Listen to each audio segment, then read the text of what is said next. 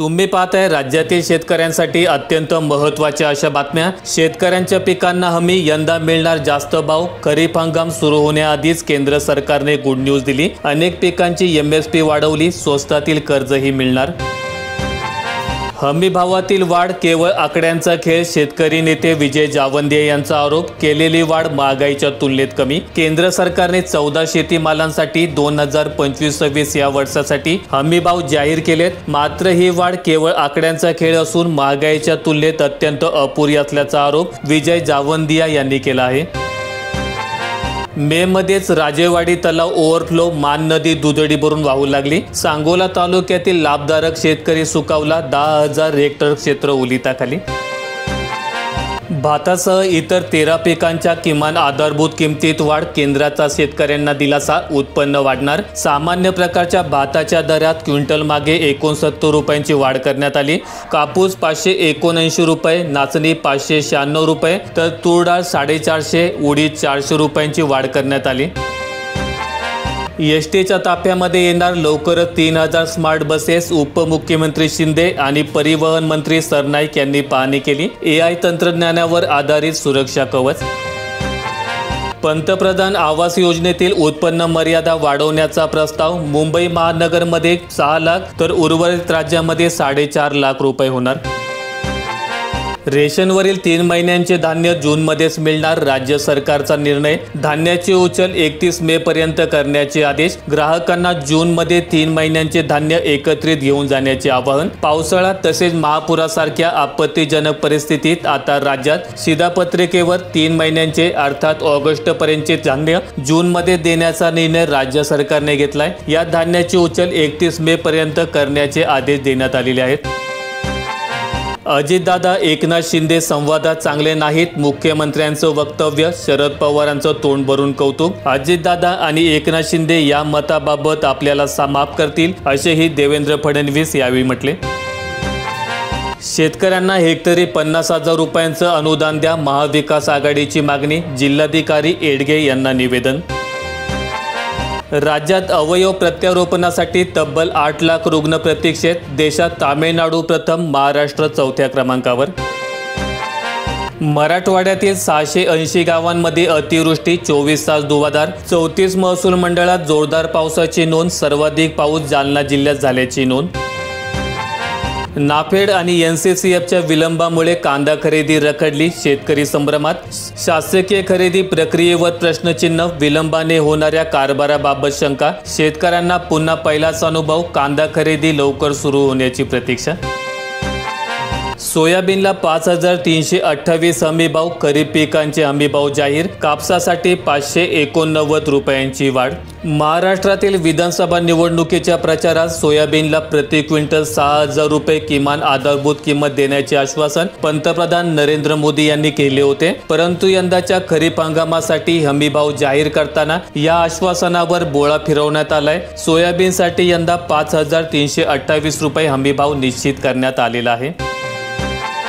मोकळ्या जागेतील लग्न सोहळ्यांना बसतोय पावसाचा फटका। वादळी वाऱ्यासह झालेल्या पावसामुळे मंडप आणि जेवणाची व्यवस्था विस्कळीत होते, ग्रामीण भागात मोठ्या अडचणी।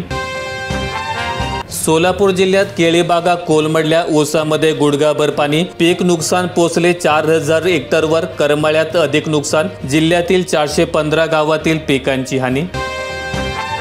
महापालिका निवडणुकांपूर्वी राजकारण पुन्हा बदलणार, भाजपला अजित पवार नकोसे। महायुतीत तणाव निर्माण झालाय, अजित पवारांविरोधात भाजप नेत्यांनी नाराजी व्यक्त केली। भाजप स्थानिक निवडणुकांपूर्वी स्वतंत्र लढण्याची शक्यता वर्तवण्यात येत आहे। आजपासून हवामान बदलणार, 5 जूनपर्यंत पाऊस विश्रांती घेणार, हवामान विभागाचा अंदाज। 5 जून नंतर पुन्हा सक्रिय होण्याची शक्यता। नागपूर विभागात अवकाळीचा 9661 हेक्टर क्षेत्राला फटका, 15733 शेतकरी बाधित। धान तिळाचे मोठ्या प्रमाणात नुकसान, 181 गोठ्यांची पडझड झाली। रेल्वे प्रवाशांसाठी महत्त्वाची बातमी, 2030 अखेर प्रत्येक प्रवाशाला कन्फर्म सीट। रेल्वे 500हून अधिक कोच तयार करणार, वेटिंग तिकीट होणार कालबाह्य। श्री क्षेत्र ज्योतिबा आणि तुळजाभवानी मंदिराचे रुपडे पालटणार, विकास आराखड्याला मंजुरी। ज्योतिबा देवस्थानासाठी 259 तर तुळजाभवानीसाठी 1865 कोटींची तरतूद।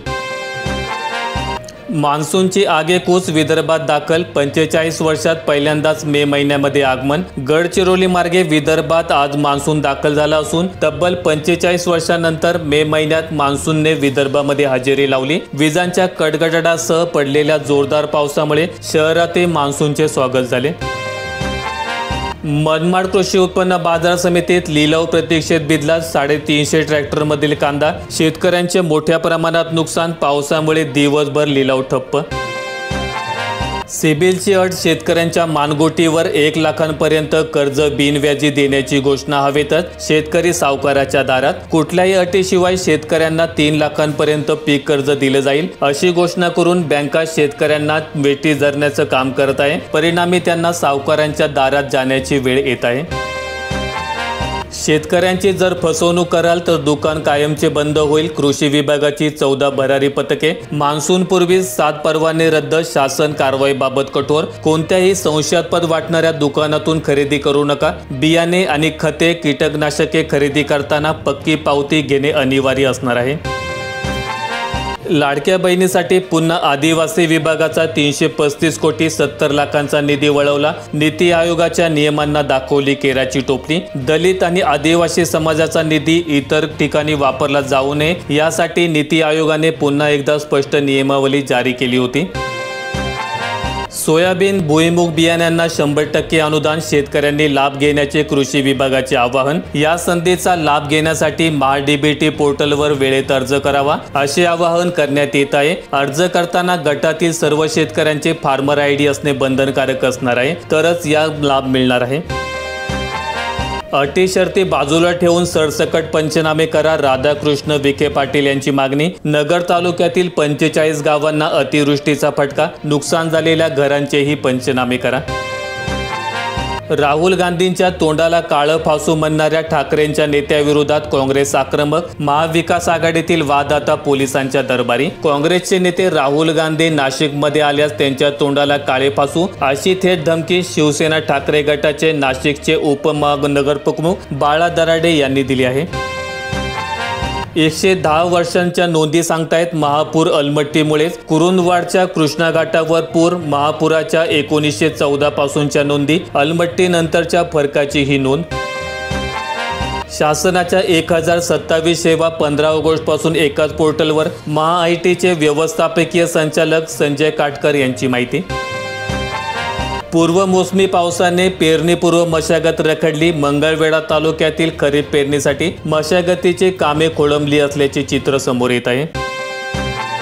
वारकऱ्यांची गैरसोय होऊ नये, मुख्यमंत्री फडणवीस यांच्या जिल्हाधिकारी आणि CEO यांना सूचना। हजारो एकरात शिरले नदीचे पाणी, कर्नाटकने उमराणी बॅरेजचे दरवाजे उघडले, विद्युत मोटारी पाण्यात बुडाल्याने नुकसान। नीरा नदीच्या पाणलोट क्षेत्रात जोरदार पाऊस झाल्याने सोमवारी 26,000 क्युसेक पाण्याचा विसर्ग सोडण्यात आल्याने औज येथील बंधाऱ्याचे 1 मीटर दरवाजे उघडण्यात आले।